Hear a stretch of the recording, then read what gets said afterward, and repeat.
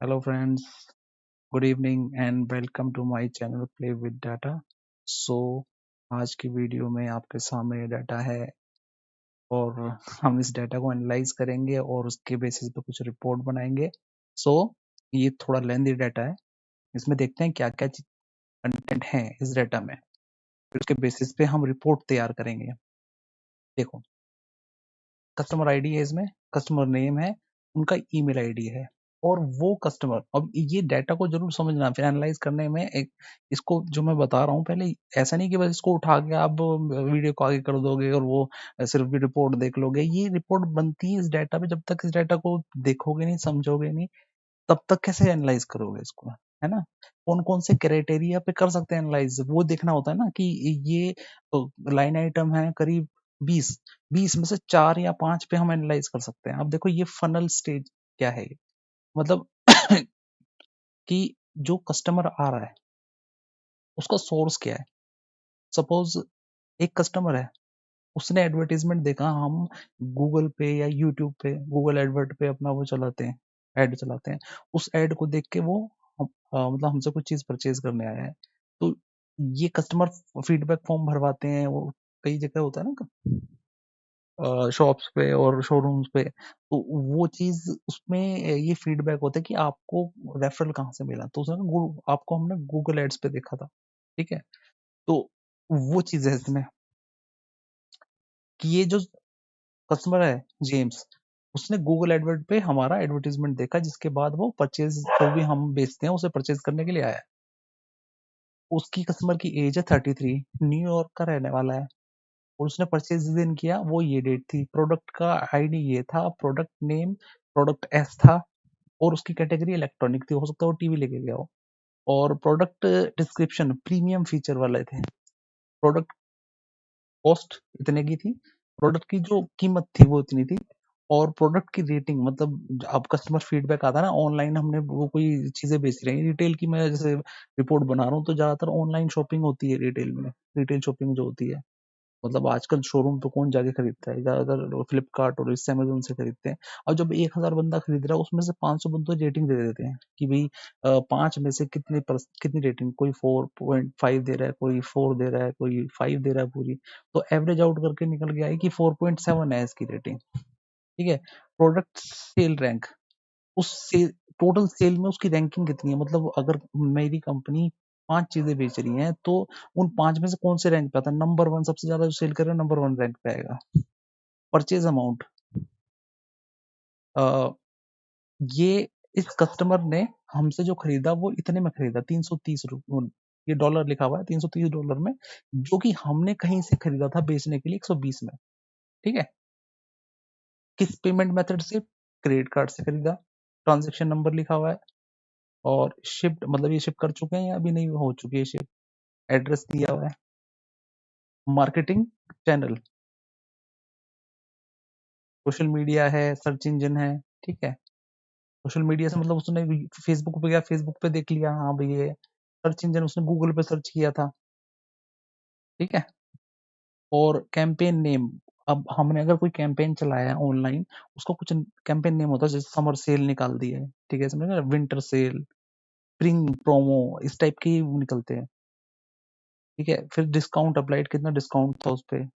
Customer loyalty, ठीक है. और कस्टमर सेगमेंट, लॉयल कस्टमर, मतलब वो है जो रेगुलर कस्टमर होते हैं, रेगुलर कस्टमर जो पर्टिकुलर उसी ब्रांड को पहनते हैं, ठीक है ना, तो वो लॉयल कस्टमर में आ जाते हैं. ओकेशनली शॉपर, मतलब जो कि कहीं भी, मतलब जरूरी नहीं है, एक बंदा होता है कि मैं तो लिबर्टी के शूज ही पहनूंगा तो वो लिबर्टी के ही लेता है. एक है, इस बार लिबर्टी पहन ली, अगली बार वो, उनकी कोई प्रेफरेंस नहीं रहती कि पर्टिकुलर यही ब्रांड मेरे को पहनना है. सेल्स क्वांटिटी, कितना खरीदा था उसने. रेवेन्यू बाय प्रोडक्ट, कितना रेवेन्यू हुआ, प्रॉफिट मार्जिन कितना है और रिटर्न रेट कितना है, ठीक है. ये सारी चीज दी है इसमें. अब हम एनालिसिस करेंगे, कुछ बॉक्स मैंने पहले से बनाए हुए हैं. तो इसमें है कंज्यूमर सेगमेंट एनालिसिस. अब कंज्यूमर सेगमेंट एनालिसिस का क्या मतलब हुआ कि कंज्यूमर के सेगमेंट हम निकाल लेते हैं. एक तो हाई वैल्यू कस्टमर है जो ज्यादा परचेज कर रहे हैं, पैसा, हाई वैल्यू मतलब पैसा, वो किसी भी आइटम की वैल्यू, मतलब उसके मॉनेटरी टर्म्स पे होती है, कितने का आया वो। तो वो जो हाई वैल्यू में तो ज्यादा खरीदारी कर रहे हैं, मीडियम वैल्यू और लो वैल्यू। अब देखो टोटल नंबर ऑफ कस्टमर देख रहे थे कितने, 25 हैं। अब हम मैं मान के चलते 6 कस्टमर टॉप के 6 हम ले लेंगे हाई वैल्यू। उसके बाद वेरी नेक्स्ट जो 6 रहेंगे उनको ले लेंगे हम मीडियम वैल्यू, और जो उससे नीचे जो सबसे नीचे होंगे उसे में काउंट कर लेंगे। तो हम एक काम करते हैं, इसका पहले तो एक पिवट बनाते हैं। तो सबसे आसान तरीका होता है कस्टमर नेम ले लेते हैं, ठीक है। अब क्या क्या चीजें हमें देखनी, नंबर ऑफ कस्टमर, ठीक है, और उसके बाद टोटल सेल। अच्छा मेरे को चाहिए हाई वैल्यू कस्टमर, ओके। तो एक काम करते हैं, इस वाली फाइल को मैं वैल्यू के हिसाब से सॉर्ट कर देता हूँ, लार्जेस्ट टू स्मॉलेस्ट। तो ये ठीक है, ओके। सो अब क्या करता हूँ मैं, ऊपर के 6 इसकी कैटेगराइज ही कर लेता हूँ मैं, सेगमेंट, कस्टमर सेगमेंट। देखो रो डाटा कोई अब हम स्क्रीन कर लेना, आगे करने की जरूरत ही नहीं पड़ेगी। रो डाटा जो है मेरा उसी को स्क्रीन कर लेता हूँ। कस्टमर सेगमेंट ऊपर डालना है। सबसे टॉप के हैं वो है हाई वैल्यू, ये ठीक है। ऊपर के 6 मैंने हाई वैल्यू ले लिए, ठीक है 6। उसके बाद अगले 6 जो है वो है मीडियम वैल्यू है, और नीचे के सारे लो वैल्यू, ये सारे लो वैल्यू है, ठीक है। अब देखो वो पिवट से ही हम ये एक मिनट कॉपी करके इस फॉर्मेट को यहाँ पर पहले ठीक कर लेते हैं, ठीक है। अब ये जो पिवट लगाई है इस पे राइट क्लिक करके हमें रिफ्रेश करना है, ठीक है। तो हम अब इसको हटाते हैं यहाँ से कंज्यूमर। अब देखो कस्टमर सेगमेंट आ गया है यहाँ पर,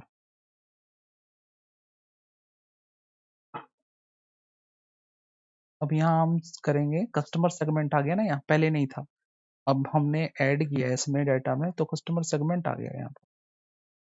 अब उस डाटा में हमें सेम यहाँ कस्टमर सेगमेंट चाहिए, उसके बाद नंबर ऑफ कस्टमर। तो हम एक काम करते हैं, यहाँ पर सेलेक्ट करते हैं कस्टमर सेगमेंट, इसको प्रेस करो और ऐसे खिसका के यहाँ पर ले आओ, ठीक है। उसके बाद हम कस्टमर नेम को इधर ले आएंगे तो नंबर ऑफ कस्टमर आ जाएंगे, ठीक है। उसके बाद हम लेंगे देखें उसके बाद क्या, सॉरी, उसके बाद क्या मांग रहा है ये, टोटल सेल्स, ये भी हो जाएगा। नीचे आ जाते हैं, टोटल वैल्यू जो हम यहाँ पर लिखी हुई है, सेल क्वांटिटी रेवेन्यू, ये सेल आ गई। उसके बाद और क्या मांग रहे हैं ये, और मांग रहा है एवरेज सेल, इसमें भी कोई दिक्कत नहीं है। इसमें हम एक काम करेंगे, दोबारा सेल को यहाँ लेके आते हैं।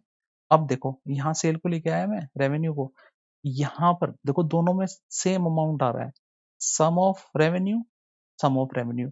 यहाँ हम नीचे वाले में एवरेज लेनी है हमें, तो राइट क्लिक करेंगे, एक मिनट इसके ऊपर जाके और राइट क्लिक करो,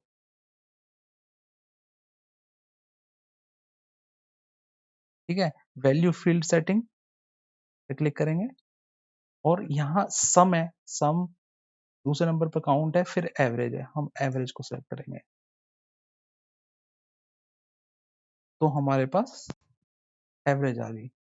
तो फॉर्मेट में अगर देखें तो फॉर्मेट में क्या है, सबसे पहले हाई वैल्यू है, फिर मीडियम वैल्यू, फिर लो वैल्यू। यहाँ पर क्या आ रहा है, हाई लो मीडियम। तो मैं इसको खिसका के नीचे कर देता हूँ, इसको कुछ नहीं करना हमें, सिर्फ यहाँ पर देखो इस पे क्लिक करना है, और अपने कर्सर को यहाँ ले जाना। जब ये कर्सर ऐसे एरो वाले साइन ले आए, 4 एरो के, उसके बाद यहाँ प्रेस करके और इसको नीचे खींच देना है, बस और कुछ नहीं करना, ठीक है। अब ये बिल्कुल सिमिलर उसी फॉर्मेट में आ गया है जिस फॉर्मेट में हमें डाटा चाहिए। देखो हर एक चीज वही है, नंबर ऑफ कस्टमर है, सेल है, एवरेज सेल है, और ये भी हमने उसी सीरीज में कर दिया, हाई मीडियम लो। मैंने कॉपी कर रखा है उसे, ऑल्ट कंट्रोल वी और वैल्यूज पेस्ट कर दूंगा मैं।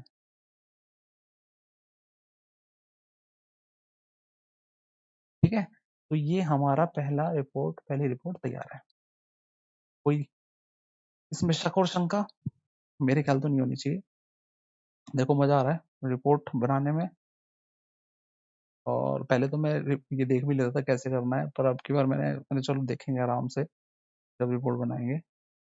Product performance analysis. अच्छा, तो इसमें क्या डालना है हमें? प्रोडक्ट नेम और टोटल सेल, टोटल प्रॉफिट और एवरेज प्रॉफिट। तो इसमें मैं एक काम करता हूँ, मैं टोटल टॉप 5 जो है, 1 2 3 4 5 टॉप 5 है, वो प्रोडक्ट उठा लेता हूँ, टॉप 5। तो उसके लिए हम क्या करेंगे, सबसे ऊपर के टॉप के प्रोडक्ट कौन कौन से हैं, 1 2 3 4 5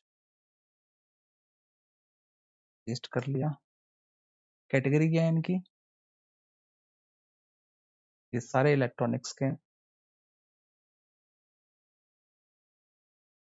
टोटल सेल कितनी है इनकी? तो टोटल सेल निकालने के लिए यहाँ रेवेन्यू पाएंगे, रेवेन्यू कॉपी पेस्ट कर देंगे। एवरेज सेल कितनी है इनकी?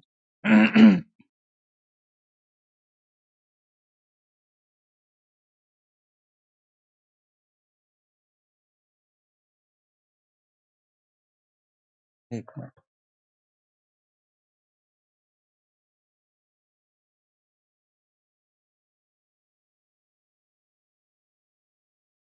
टोटल सेल है,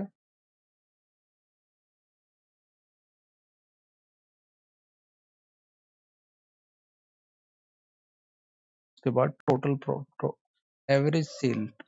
एवरेज सेल तो जब निकलेंगे जब प्रोडक्ट कई जब एक बार ही बिका है प्रोडक्ट, तो एवरेज सेल भी यही है, total sale is equal to average cell.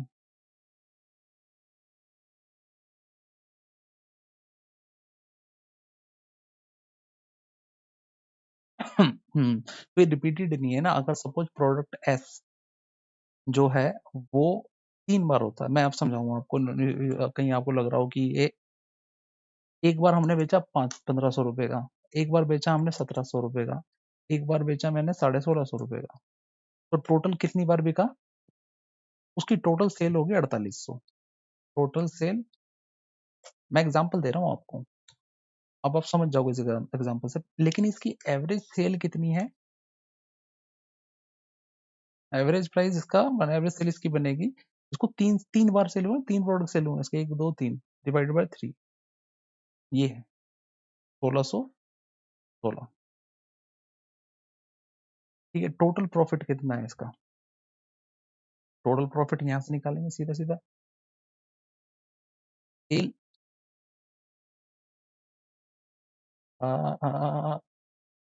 इसका प्रॉफिट मार्जिन आ रहा है 37.90%।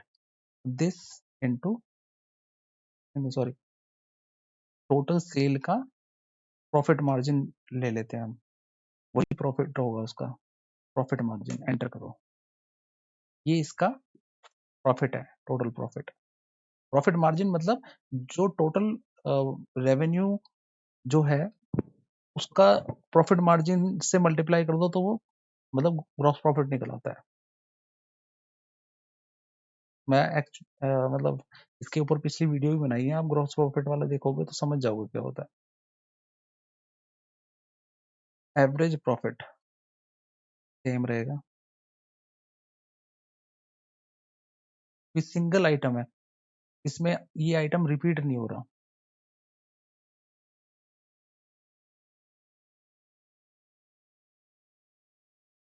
अच्छा, customer name, total purchase, last purchase date और डेज सिंस परचेज। अच्छा, तो हम एक काम करते हैं, इसमें कितने कस्टमर दिए हुए हैं? 1 2 3 4 5 6 7 ऊपर के 10 ले लेते हैं, टॉप के। ये 10 कस्टमर हैं, इनको लिया मैंने और रिपोर्ट में यहाँ पेस्ट कर दिया। इनकी टोटल परचेज कितनी थी?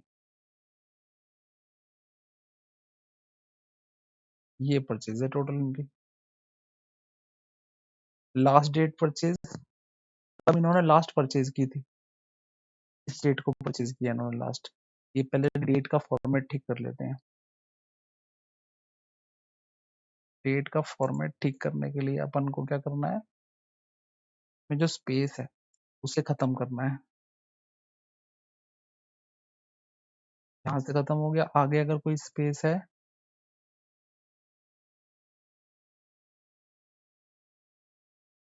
तो इसे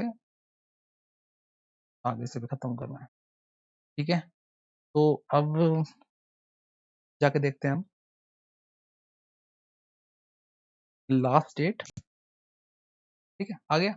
लास्ट कब परचेज किया था इन्होंने? इस डेट में किया था। तो डे सिंस लास्ट परचेज, मतलब आज की डेट में कितने दिन हो चुके हैं जब ये लास्ट परचेज करके गए थे। तो आज का दिन क्या है, आज का मैं एक काम करता हूँ, फॉर्मूला लगाता हूँ टुडे। ये फॉर्मूला है कि आज की क्या डेट होती है। मतलब इस फॉर्मूले को आपने कॉपी कर यहाँ पर मतलब अप्लाई कर दिया और सेव कर दिया। अब कल जब आप इस फाइल को खोलोगे ना, तो कल आज 19/10 दिखा रहा है, कल ऑटोमेटिक 20/10 दिखाएगा ये। ठीक है, अब मैं क्या करूंगा, इस फॉर्मूले इसमें से इस डेट में से और लास्ट परचेज डेट माइनस कर देता हूँ। इसको कॉपी पेस्ट कर लेते हैं पहले, फिर इसका फॉर्मेट चेंज कर देंगे। सेल फॉर्मेट में जाके और ये आपको जनरल कर दो इसको। तो लास्ट परचेज इनकी 224 दिन पहले, इसकी 246 दिन पहले। समझे, तो इससे कस्टमर बिहेवियर पता चल रहा है कि इतने दिन से परचेज ही नहीं करने आया है। कोई रिपीटेड होगा तो उन्हें पता चलेगा हाँ भाई अभी रिसेंटली 30 दिन पहले ही करके गया। तो उस हिसाब से टारगेट करते हैं। फनल स्टेज, अब देखो इसमें क्या है, ये मान के चलो देखो मैं एक बार वो लेके आ जाऊं।